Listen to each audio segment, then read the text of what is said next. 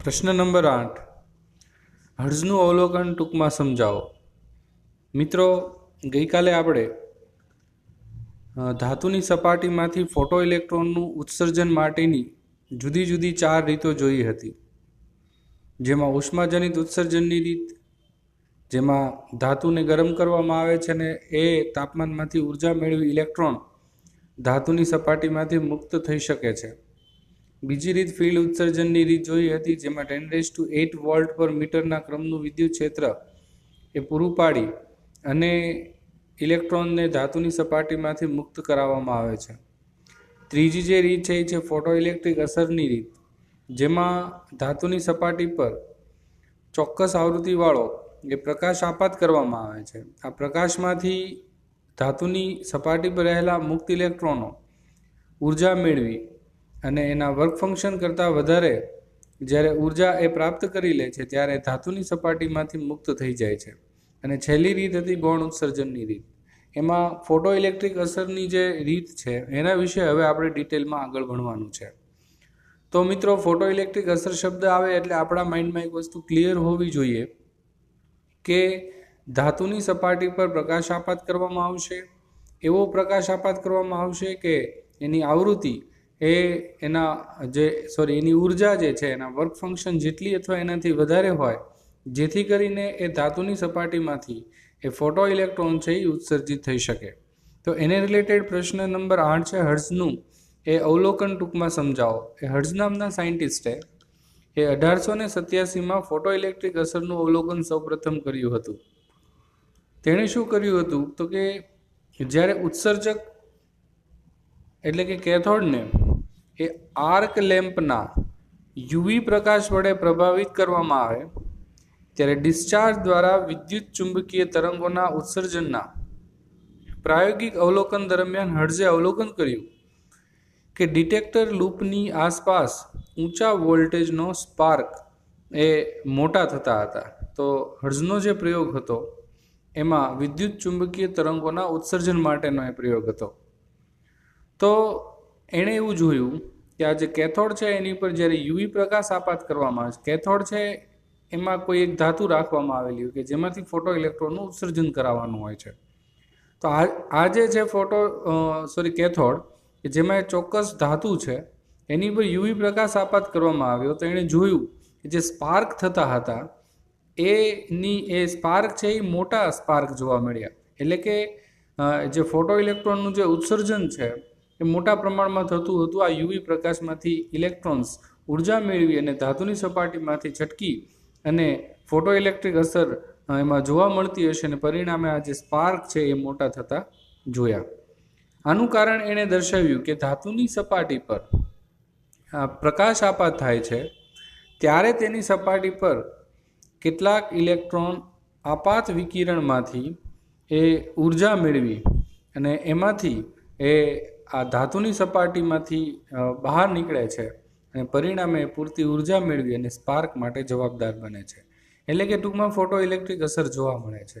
આ જે યુવી પ્રકાશ છે એ આ ધાતુની સપાટી પર આપાત કરવામાં આવે છે એટલે ધાતુની સપાટીમાં રહેલા મુક્ત ઇલેક્ટ્રોન એમાંથી ઉર્જા મેળવે છે અને પરિણામે એ ઉર્જા મેળવી અને સપાટીમાંથી મુક્ત બને છે અને સ્પાર્ક છે એ જોવા મળે છે.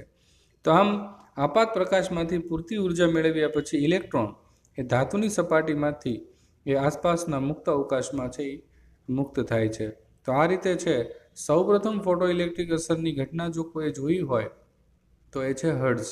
હર્ટ્ઝના અવલોકનમાં એણે હર્ટ્ઝ છે વિદ્યુત ચુંબકીય તરંગોના ઉત્સર્જનની ઘટનાનો પ્રયોગ કરતો હતો અને એ દરમિયાન એણે એવું જોયું કે આવી રીતે જ્યારે કોઈ ધાતુની સપાટી પર પૂરતી ઊંચી આવૃત્તિવાળો પ્રકાશ આપાત કરવામાં આવે છે ત્યારે એ ધાતુની સપાટીમાંથી ફોટો ઇલેક્ટ્રોનનું ઉત્સર્જન થાય છે. આવું અવલોકન એટલે હર્ટ્ઝનું અવલોકન. Thank you. પ્રશ્ન નંબર 9, ફોટો ઇલેક્ટ્રિક અસરના હોલવાસ અને લેનાર્ડના અવલોકનો ટૂંકમાં સમજાવો. મિત્રો, ફોટો ઇલેક્ટ્રિક અસર જે થાય છે તેમાં ધાતુની સપાટીમાંથી ઇલેક્ટ્રોન જ ઉત્સર્જિત થાય છે તેવું સાબિત આ હોલવાસ અને લેનાર્ડના અવલોકનો પરથી થયું. તો એણે કેવા પ્રયોગો કર્યા કે જેની મદદથી એવી ખબર પડી કે ધાતુની સપાટીમાંથી જે બહાર નીકળે છે એ ઇલેક્ટ્રોન જ નીકળે છે, નહીં કે પ્રોટોન. તો 1886થી 1902ના ગાળામાં હોલવાસ અને લેનાર્ડે ફોટો ઇલેક્ટ્રિક અસરની ઉત્સર્જનની ઘટનાનો અભ્યાસ કર્યો હતો. તેણે એક શૂન્ય અવકાશિત કાચની નળીમાં સામસામે છેડે બે ધાતુની એ પટ્ટીઓ રાખેલી હતી, એટલે કે આપણે એને ઇલેક્ટ્રોડ્સ કહીએ છીએ. અહીં આકૃતિમાં તમે જોઈ શકો છો કે અહીં એક શૂન્યાવકાશિત કરેલી આ એક નળી છે. આ નળીની અંદર આ એક કેથોડ અને એનોડ, આમ આ જે બે છે ઇલેક્ટ્રોડ્સ રાખેલા છે, જેને આપણે ધાતુની પટ્ટીઓ તરીકે અત્યારે નામ આપેલા છે. તેમાં સી જે છે એને ઉત્સર્જક એટલે કે કેથોડ તરીકે ઓળખવામાં આવે છે. એટલે આપણે એવું કહી શકીએ કે અહીં જે આકૃતિમાં સી દર્શાવેલો છે એ કેથોડ છે, અને એ જે છે એ એકચ્યુઅલી એનોડ અને એને કલેક્ટર તરીકે ઓળખવામાં આવે છે. એ ઇલેક્ટ્રોનને કલેક્ટ કરવાનું કામ કરે છે, એટલે એને કલેક્ટર એવું નામ આપવામાં આવે છે. તો આમ સી જે છે એ કેથોડ અને એ છે એ કલેક્ટર. એ આમ બે ઇલેક્ટ્રોડ્સ એને આ જે ટ્યુબ છે એની અંદર રાખેલા હતા. ત્યાર પછી એમાં આ એક પ્રકાશ છે એ સીધો જ એ કેથોડ ઉપર આપાત થઈ શકે એના માટે એક એવી બારી રાખેલી હતી, જેને એણે ક્વાર્ઝની બારી એવું નામ આપ્યું, કે જેથી યુવી કિરણો છે એ સીધા જ કેથોડ ઉપર પડી શકે.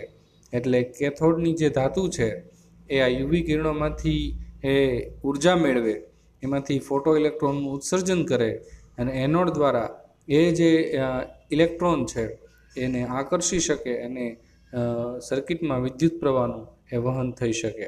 તો આવી એક આખી સિસ્ટમ છે એ એણે બનાવી, કે જેમાં શૂન્યાવકાશિત ચેમ્બરની અંદર આ કેથોડ અને એનોડ રાખી યુવી પ્રકાશ પ્રવેશી શકે એવી ચોક્કસ બારી રાખવામાં આવી, અને આ એક આખો પ્રયોગ એ કરવામાં આવ્યો. હવે આ સી અને એની વચ્ચે વિદ્યુત સ્થિતિમાનનો તફાવત છે એ લાગુ પાડવામાં આવ્યો. મિત્રો, અહીં આકૃતિમાં જોઈ શકાય છે કે અહીં બેટરીનો ઋણ અને ધન વીજભાર જે છે એ સાથે ઋણ વીજભાર ને સી સાથે એ ધન વીજભાર કનેક્ટ કરેલો છે. મિત્રો, જનરલી આ જે પ્રેક્ટિકલ દરમિયાન એ જ્યાં એ છે એની સાથે બેટરીનો ધન અને સી સાથે બેટરીનો ઋણ એ જોડવામાં આવતો હોય છે, કારણ કે ધન જે છે એ ઇલેક્ટ્રોનને આકર્ષી શકે. એટલે જેથી કરીને એ કેથોડમાંથી ઉત્સર્જાયેલા ઇલેક્ટ્રોન છે એ એનોડ દ્વારા આકર્ષાઈ શકે અને વિદ્યુત પ્રવાહનું છે એ વહન થઈ શકે. તો આ નળીમાં ક્વાર્ઝની બારી રાખેલી હતી, જેમાંથી યુવી પ્રકાશ છે એ પ્રવેશી શકે અને સીધો જ કેથોડ પર આપાત થઈ શકે. એટલે એમાંથી ફોટો ઇલેક્ટ્રોન્સ છે એનું ઉત્સર્જન થાય. હવે એની સાપેક્ષે જો અહીંયા લખેલું છે સ્પષ્ટ કે સી ને ધન વિભવે રાખેલ હોય છે, તો શું થશે? તો કે ઉત્સર્જિત ઇલેક્ટ્રોનને પોતાના તરફ આકર્ષે છે અને ઇલેક્ટ્રોનનું વહન થાય છે, તેથી પરિપથમાં વિદ્યુત પ્રવાહ વહે છે. એટલે એને સીની સાપેક્ષે પોઝિટિવ રાખવાનો, એટલે એ જે છે એને પોઝિટિવ અને સી જે છે એને નેગેટિવ રાખવામાં આવે, તો આ જે ઇલેક્ટ્રોન છે કે જે નેગેટિવ હોય છે એ ધન તરફ આકર્ષાય અને પરિણામે સર્કિટમાં વિદ્યુત પ્રવાહ વહે અને આ જે આપણે સિસ્ટમ બનાવેલી છે એ વર્ક કરે. તો આ રીતની આખી એ હોલવાસ અને લેનાર્ડની ગોઠવણ હતી. જ્યારે યુવી કિરણોને એ આપવાનું બંધ કરી દેવામાં આવે, એટલે કે કેથોડ ઉપર પ્રકાશ આપવાનું બંધ કરી દેવામાં આવે, એટલે પ્રવાહ પણ અટકી જાય છે. તો એનો મતલબ એવો થયો કે આ જે કેથોડ છે એને બહાર નીકળવા માટે આવો પૂરતી ઊંચી આવૃત્તિવાળો પ્રકાશ જરૂરી છે. આપાત પ્રકાશની આવૃત્તિ અને તીવ્રતામાં ફેરફાર કરવામાં આવે તો પણ પ્રવાહ પણ બદલાતો હતો. તીવ્રતા વધારતા પ્રવાહ વધતો હતો, તીવ્રતા ઘટાડતા પ્રવાહ ઘટતો હતો. તો આમ કેથોડ અને એનોડ વચ્ચે વિદ્યુત સ્થિતિમાનના તફાવત કરવાથી પ્રવાહમાં કેવા ફેરફારો થાય છે તેનો અભ્યાસ આ હોલવાસ અને લેનાર્ડ નામના સાયન્ટિસ્ટે કર્યો. ત્યાર પછી તો કે જે ઉત્સર્જિત થાય છે એ ઇલેક્ટ્રોન જ છે, એ કેવી રીતે નક્કી કરી શકાય? તો એનો પણ પ્રયોગ 1888માં હોલવાસ નામના સાયન્ટિસ્ટે કરેલો. તેણે એક ઋણ વિદ્યુત ભારિત ઝીંકની પ્લેટ અને એની સાથે એક ઇલેક્ટ્રોસ્કોપ એટલે કે જે વિદ્યુત ભારને પારખી શકે એવું એક ઇન્સ્ટ્રુમેન્ટ. ચેપ્ટર નંબર 1માં આપણે ઇલેક્ટ્રોસ્કોપ શબ્દથી પરિચિત થયા હતા. તો આ વિદ્યુત ભારને પારખી શકે એવું એક ઇલેક્ટ્રોસ્કોપ એ આ ઋણ વીજભારિત કરેલી ઝીંક પ્લેટ સાથે જોડવામાં આવ્યું. ત્યાર પછી એની ઉપર યુવી પ્રકાશ આપાત કરવામાં આવ્યો અને ત્યાર પછી અવલોકન કરવામાં આવ્યું કે જે ઝીંક પ્લેટ છે એ જો ઇલેક્ટ્રોનનું ઉત્સર્જન કરતી હોય તો એ પ્લેટ છે ધન બનવી જોઈએ, કારણ કે એમાંથી ઇલેક્ટ્રોન નીકળે એટલે એ ધન બને. એટલે પરિણામે જે ઋણ વિદ્યુત ભારિત પ્લેટ છે એ એનો ઋણ વીજભાર જે છે એ ગુમાવે છે એમ આપણે કહી શકીએ. એટલે કે એનો ઋણ વીજભાર જે છે એ ગુમાવવો જોઈએ. એટલે એણે જોયું કે જ્યારે આવી ઋણ વીજભારિત ઝીંક પ્લેટ ઉપર યુવી પ્રકાશ આપાત કરવામાં આવ્યો ત્યારે આ જે ઋણ વીજભારિત ઝીંક પ્લેટ હતી એનો ઋણ વીજભાર એમાં ઘટતો હતો. એનું મુખ્ય કારણ એક જ છે કે એમાંથી ઇલેક્ટ્રોન ઉત્સર્જિત થાય એટલે એમાંથી ઋણ વીજભાર છે એ ઘટે, એટલે એનો વિદ્યુત ભાર એણે ગુમાવ્યો. ત્યાર પછી એણે એવું પણ જોયું કે શરૂઆતમાં એણે વિદ્યુત ભાર રહિત જે ઝીંક પ્લેટ છે એની સાથે ઇલેક્ટ્રોસ્કોપ રાખી જોયું. એટલે કે તટસ્થ ઝીંક પ્લેટ સાથે ઇલેક્ટ્રોસ્કોપ રાખવાથી અવલોકન કર્યું અને યુવી પ્રકાશ આપાત કરતાં એણે જોયું કે જે પ્લેટ છે એ ધન વીજભારિત બનતી હતી. એનો મતલબ એવો થયો કે એ તટસ્થ ઝીંક પ્લેટમાંથી ઇલેક્ટ્રોન ઉત્સર્જિત થાય તો જ ઇલેક્ટ્રોન ગુમાવે એટલે ધન બને, એટલે ધન વીજભારિત પ્લેટ બનતી હોવી જોઈએ. ત્યાર પછી એણે ધન વીજભારિત પ્લેટ રાખીને એમાં યુવી પ્રકાશ આપાત કર્યો તો એણે જોયું કે એની ઉપરનો જે વીજભાર છે એ વધવા લાગ્યો, કારણ કે ઇલેક્ટ્રોન એમાંથી બહાર નીકળે એટલે ધન વીજભાર વધે. ઓલરેડી પહેલેથી ધન વીજભારિત પ્લેટ હતી અને ઇલેક્ટ્રોન ગુમાવવાથી હજી વધારે ધન વીજભાર મળે, પરિણામે એનો ધન વીજભાર છે એ વધુને વધુ વધવા લાગ્યો. તો આમ આ જે હોલવાસનો જે પ્રેક્ટિકલ હતો એના ઉપરથી એટલી ખબર પડી કે જ્યારે આવી કોઈ ઝીંક પ્લેટ ઉપર યુવી પ્રકાશ આપાત કરવામાં આવે છે એટલે એ ઋણ વિદ્યુત ભારિત કણો છે એમાંથી ઉત્સર્જિત થાય છે. એટલે સ્પષ્ટ થાય છે કે જે ઉત્સર્જિત થાય છે ઇલેક્ટ્રોન છે, કારણ કે એ ત્રણેય અવલોકનો ઉપરથી એવું સ્પષ્ટપણે કહી શકાય કે ધાતુની પ્લેટમાંથી ઇલેક્ટ્રોન જ બહાર નીકળે છે. આ ઉપરાંત તેમણે આ અવલોકન કર્યું કે ચોક્કસ લઘુત્તમ આવૃત્તિ કરતાં ઓછી આવૃત્તિવાળો જો પ્રકાશ આપાત કરવામાં આવે તો કોઈ પણ પ્રકારનું ઉત્સર્જન થતું નથી. એટલે ઉત્સર્જન માટે કોઈ સ્પેસિફિક આવૃત્તિવાળો પ્રકાશ હોવો જોઈએ, અમુક મિનિમમ આવૃત્તિવાળો પ્રકાશ આપાત કરેલો હોવો જોઈએ. જો આવૃત્તિ ઓછી હશે એના સ્પેસિફિક આવૃત્તિ કરતાં તો એમાંથી કોઈ પણ પ્રકારના ફોટો ઇલેક્ટ્રોનનું ઉત્સર્જન નહીં થાય. એટલે ચોક્કસ આવૃત્તિવાળો પ્રકાશ આપાત કરવામાં આવે તો ને તો જ એમાંથી ઇલેક્ટ્રોનનું ઉત્સર્જન થશે અને તો જ આ બધી ઘટનાઓ આપણે જોઈ શકશું. એટલે હોલવાસે કરેલા પ્રયોગ ઉપરથી આપણે સ્પષ્ટપણે કહી શકીએ કે કોઈ પણ પ્રકાશ છે એ ફોટો ઇલેક્ટ્રોનનું ઉત્સર્જન કરી શકતા નથી. ફિક્સ કોઈ ચોક્કસ આવૃત્તિ કે એનાથી વધારે આવૃત્તિવાળો પ્રકાશ એ ફોટો ઇલેક્ટ્રોનનું ઉત્સર્જન કરી શકે છે. Thank you. એક ખૂબ જ અગત્યની રાશિ થ્રેશોલ્ડ આવૃત્તિ વિશે આપણે આ પ્રશ્નમાં જોવાનું છે. મિત્રો, MCQ અને દાખલાની અંદર આપણે થ્રેશોલ્ડ આવૃત્તિ વિશે એ આપણને જો ખબર હશે તો અને તો જ એ દાખલા કે MCQ સમજીને સોલ્વ કરી શકીશું. એટલે દરેક વિદ્યાર્થીઓએ આ શબ્દથી એ પરિચિત થવાનું છે. થ્રેશોલ્ડ આવૃત્તિની વ્યાખ્યા લખો અને તે શાના પર આધાર રાખે છે એ આપણે જણાવવાનું છે. મિત્રો, થ્રેશોલ્ડ આવૃત્તિ એટલે આકૃતિ દોરી સમજાવવા પ્રયત્ન કરું કે ધારી લો કે આ એક ધાતુની પ્લેટ છે કે જેમાંથી આપણે ફોટો ઇલેક્ટ્રિક અસર જોવી છે, ફોટો ઇલેક્ટ્રોનનું ઉત્સર્જન સમજવું છે. હવે આપણે અહીંયા કોઈ ચોક્કસ આવૃત્તિવાળો પ્રકાશ આપાત કરીએ છીએ. આ જે આપાત પ્રકાશ છે એની આવૃત્તિ સપોઝ 500 હર્ટ્ઝ છે અને આ જે ધાતુ છે એની જે થ્રેશોલ્ડ આવૃત્તિ છે એ 600 હર્ટ્ઝ છે. થ્રેશોલ્ડ આવૃત્તિને F0 વડે દર્શાવવામાં આવે. તો થ્રેશોલ્ડ આવૃત્તિ F0 600 હર્ટ્ઝ છે ને તમે આપાત પ્રકાશ છે 500 હર્ટ્ઝનો પ્રકાશ આપાત કરો છો તો આમાંથી ફોટો ઇલેક્ટ્રોનનું ઉત્સર્જન શક્ય નહીં બને. થ્રેશોલ્ડ આવૃત્તિ એટલે એટલી મિનિમમ આવૃત્તિ કે જે આવૃત્તિવાળો પ્રકાશ તમે આપાત કરો, જે લઘુત્તમ આવૃત્તિવાળો તમે પ્રકાશ આપાત કરો તો એમાંથી એ ધાતુમાંથી ફોટો ઇલેક્ટ્રોનનું ઉત્સર્જન શક્ય બને. એ મિનિમમ આવૃત્તિ એટલે થ્રેશોલ્ડ આવૃત્તિ. કારણ કે આપણે કાલે જોયું હતું કે અલગ અલગ ધાતુઓ માટે વર્ક ફંક્શનો જુદા છે. વર્ક ફંક્શન જુદા છે એટલે E = HF સૂત્ર અનુસાર એની આવૃત્તિ પણ જુદી હોય. એટલે દરેક ધાતુની થ્રેશોલ્ડ આવૃત્તિ જુદી જુદી હોય. એટલે તમે જે પ્રકાશ આપાત કરશો એ પ્રકાશ જો થ્રેશોલ્ડ આવૃત્તિ જેટલો કે એનાથી વધારે આવૃત્તિવાળો હશે તો ને તો જ એ ધાતુમાંથી ફોટો ઇલેક્ટ્રોનનું ઉત્સર્જન શક્ય બનશે. એટલે આપણે જે શબ્દ સમજવો છે એ છે થ્રેશોલ્ડ આવૃત્તિ.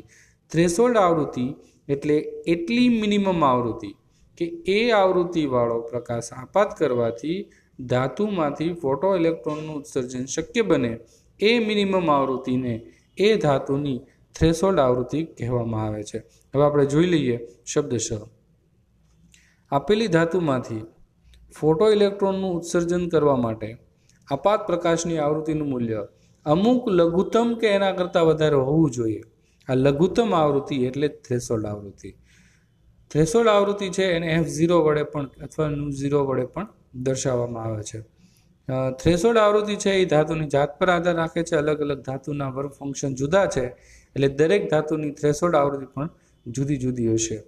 ઝિંક, કેડમિયમ, મેગ્નેશિયમ માટે થ્રેશોલ્ડ આવૃત્તિના મૂલ્ય એ ટૂંકી આવૃત્તિવાળા પારજાંબલી વિભાગમાં મળે છે. આ પણ MCQમાં પૂછી શકાય એવા પ્રશ્ન છે કે કઈ ધાતુઓની થ્રેશોલ્ડ આવૃત્તિ એ પારજાંબલી વિભાગમાં મળે છે. તો ઝિંક, કેડમિયમ, મેગ્નેશિયમ જેવી ધાતુઓ કે જેનું વર્ક ફંક્શન નાનું છે એટલે એની થ્રેશોલ્ડ આવૃત્તિ નાની થશે, પરિણામે યુવી વિભાગમાં મળશે. જ્યારે આલ્કલી ધાતુઓ જેવી કે lithium, sodium, potassium, caesium, rubidium આ બધી ધાતુઓ છે એ દ્રશ્ય વિભાગમાં થ્રેશોલ્ડ આવૃત્તિ છે એ જોવા મળે છે. એટલે આ જે છેલ્લા 2 પોઈન્ટ છે MCQ માટે ખૂબ અગત્યના અને દાખલા માટે આ થ્રેશોલ્ડ આવૃત્તિ શબ્દ છે એ ખૂબ જ અગત્યનો. થ્રેશોલ્ડ આવૃત્તિ એટલે એટલી મિનિમમ આવૃત્તિ કે એ આવૃત્તિવાળો પ્રકાશ આપાત કરવાથી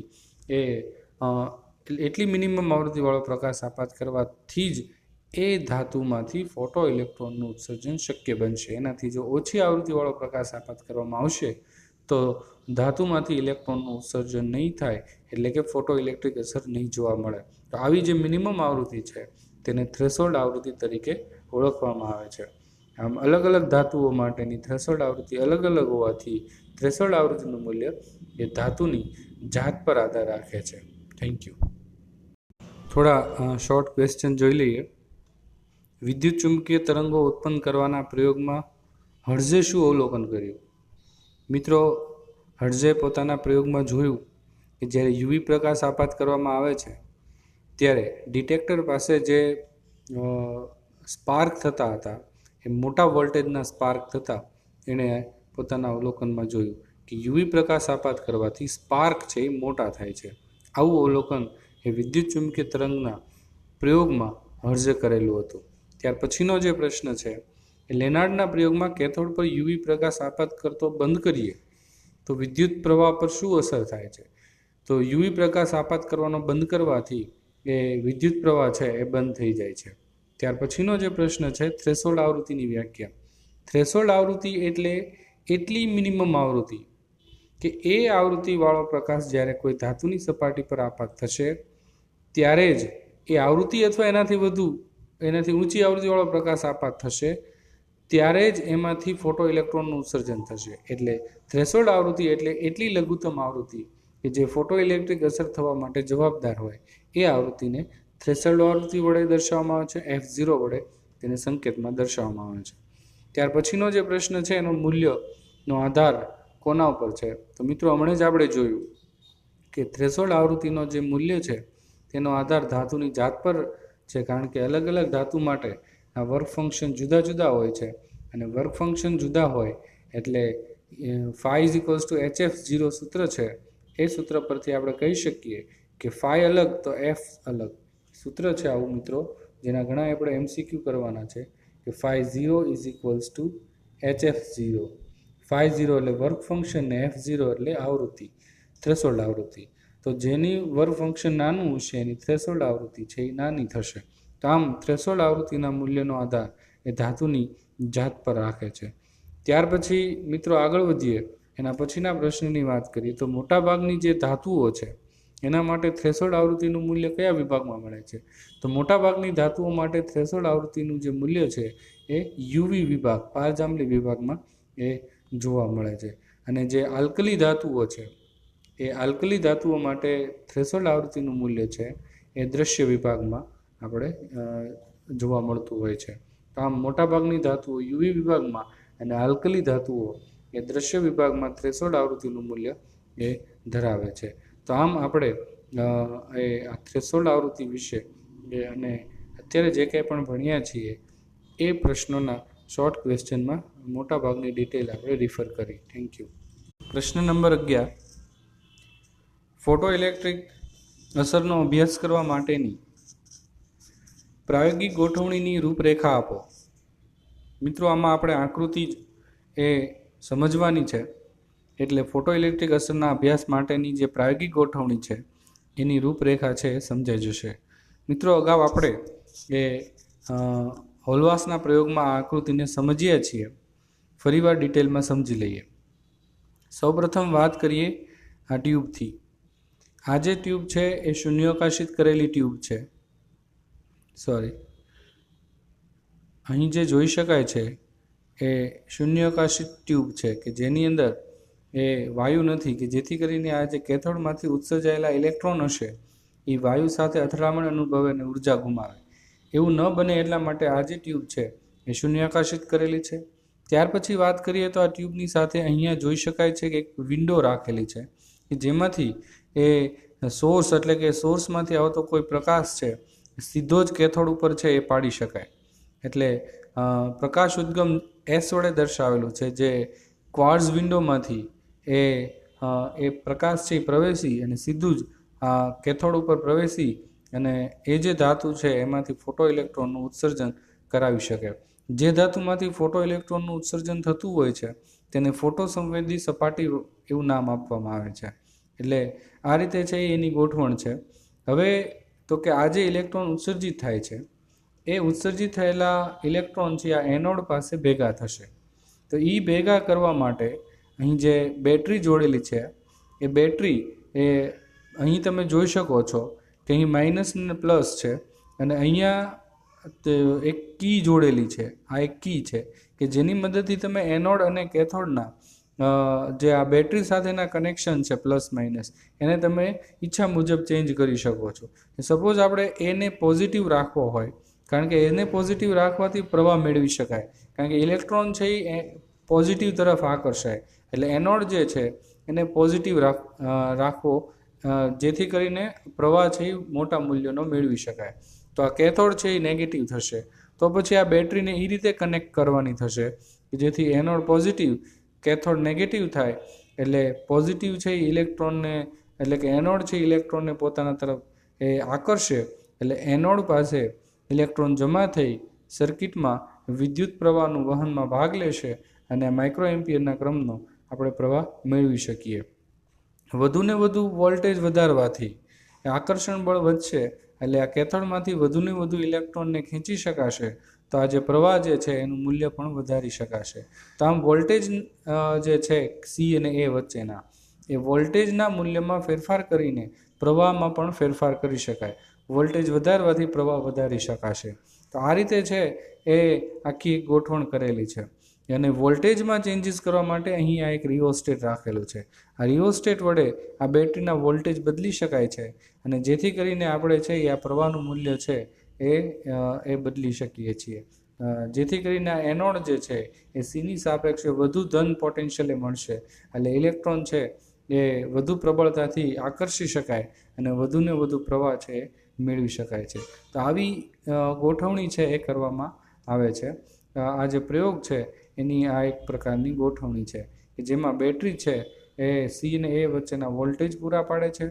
પછી આ જે કી છે એ આપણે ઈચ્છા પ્રમાણે પ્લસ માઇનસ વોલ્ટેજ એને સેટ કરી શકીએ છીએ. માઇક્રો એમ્પિયર જે છે એ એમીટર છે કે જે પ્રવાહ માપે છે. વી જે લખેલું છે એ બેટરીના વોલ્ટેજ એ મેઝર કરે છે.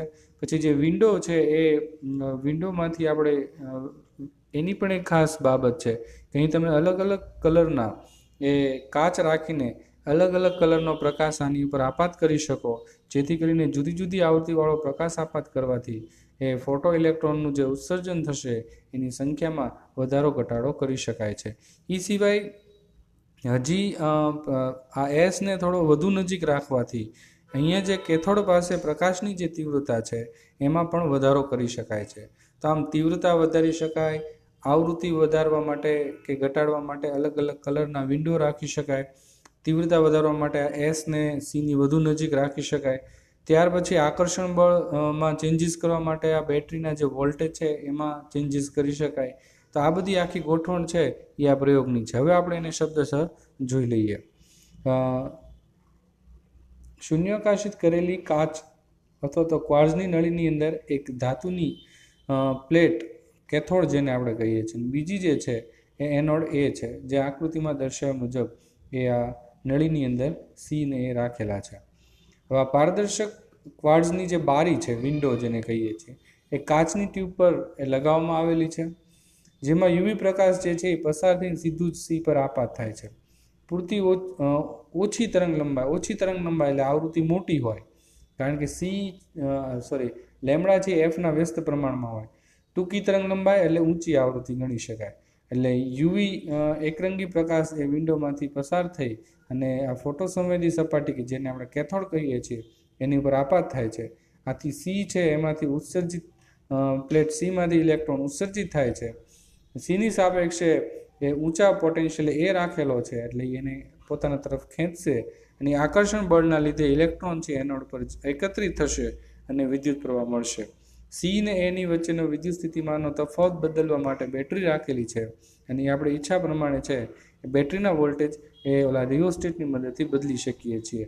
પ્લેટ સી અને એની ધ્રુવીયતા બદલાવવા માટે આપણે ઉલટ સુલટ વીજકળ અહીંયા રાખેલી છે. મેં તમને હમણાં જ વાત કરી કે આપણે સી અને એને પોઝિટિવ નેગેટિવ આપણી ઈચ્છા પ્રમાણે બદલવા માટે ઓલી કી રાખેલી છે, જેની મદદથી ઉલટ સુલટ કીની મદદથી એ વોલ્ટેજને તમે પ્લસ માઇનસ એ સી અને એ પાસે અલ્ટરનેટિવ કરી શકો છો. ઉત્સર્જક સી અને એ વચ્ચેનો વિદ્યુત સ્થિતિમાનનો તફાવત વી વડે માપવામાં આવે છે, વોલ્ટ મીટર વડે, કે જેને આપણે આકૃતિમાં વી વડે દર્શાવેલો છે.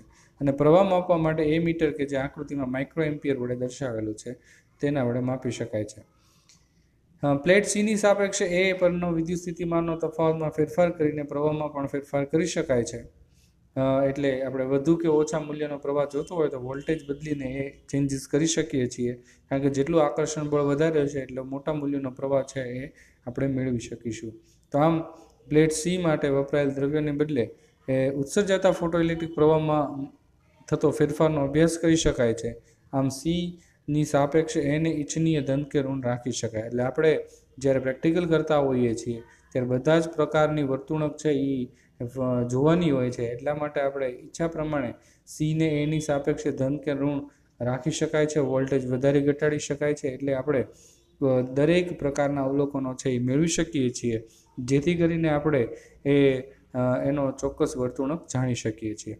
આ ઉપરાંત પ્લેટ સી પર આપાત પ્રકાશની તીવ્રતા અને આવૃત્તિ. હવે વાત કરીએ આવૃત્તિ અને તીવ્રતાની. અત્યાર સુધી વાત કરી આપણે વોલ્ટેજની. વોલ્ટેજ બદલવાથી કેવી રીતે પ્રવાહ બદલાય છે એની વાત કરીએ.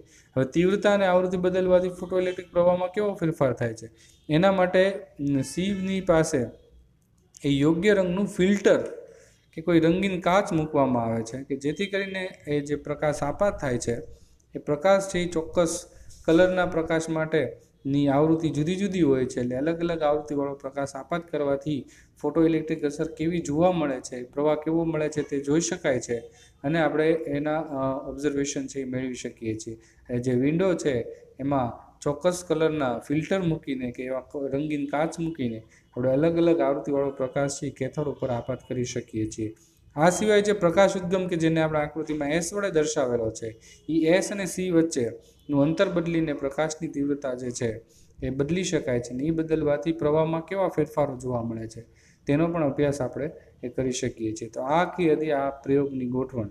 અને આવૃત્તિ તીવ્રતા દ્વારા પ્રવાહમાં કેવા ફેરફારો થાય છે અને વોલ્ટેજ બદલવાથી એ ફોટોઇલેક્ટ્રિક પ્રવાહમાં કેવા ફેરફારો થાય છે તે આ પ્રયોગની મદદથી એ ખૂબ જ સરળતાથી આપણે શીખી શકીએ છીએ. Thank you.